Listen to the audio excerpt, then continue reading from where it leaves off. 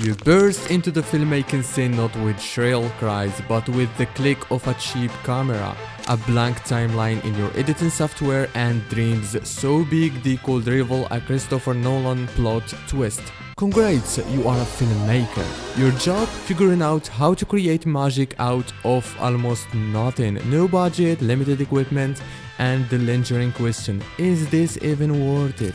At first, everyone around you is ecstatic. Wow, you are so creative, they gush, as you cobble together ideas with duct tape and sheer determination. But here's the kicker. You are the director, producer, writer, and often the actor.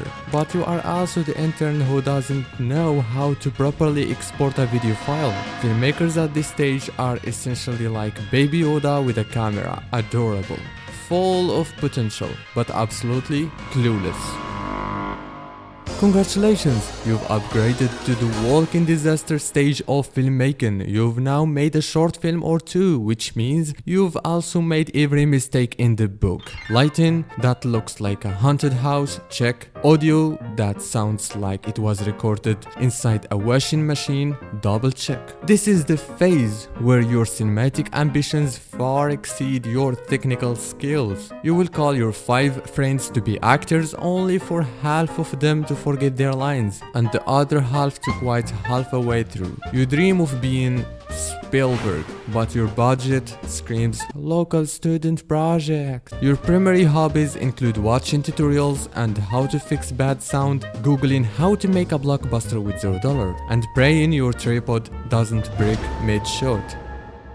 By now, you've started taking on real projects, which means working with clients, and that's when the true nightmares begin. Picture this, you've spent weeks creating a video where every shot is perfectly sensed to the music, the mood, the passing, the transitions. It's all tied to that track. Then the client says, "Can we change the music? It's not the vibe I want."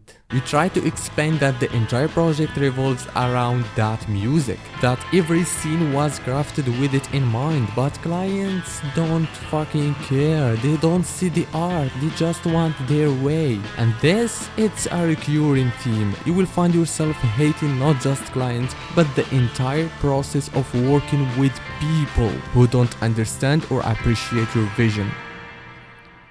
You will hate working with people so much that you will decide to ditch the system entirely. You will start your own YouTube channel, determined to work for yourself and share your stories with the world. But guess what? The channel doesn't succeed. You pour your heart and soul into it only to be met with low views, no engagement, and a crushing sense of failure. So what do? You crawl back to working with clients because as much as you hate it, it's the only way to survive.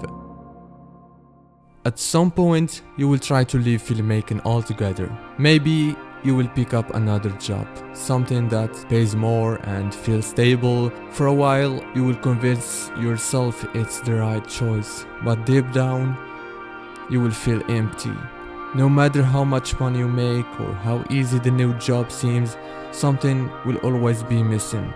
So, like a moth to a flame, you will return to filmmaking, because even though it's maddening, it's also the only thing that makes you feel alive. By the time you've endured years of degraded clients, failed projects, and all, you will find yourself in a quieter phase of life. You will no longer be chasing festivals, views, or approval. Instead, you will sit down with your children or grandchildren and show them your work. And in that moment, as they watch your films and ask questions about your stories, you will realize the real win wasn't fame or fortune. It was creating something timeless, something that could be passed down.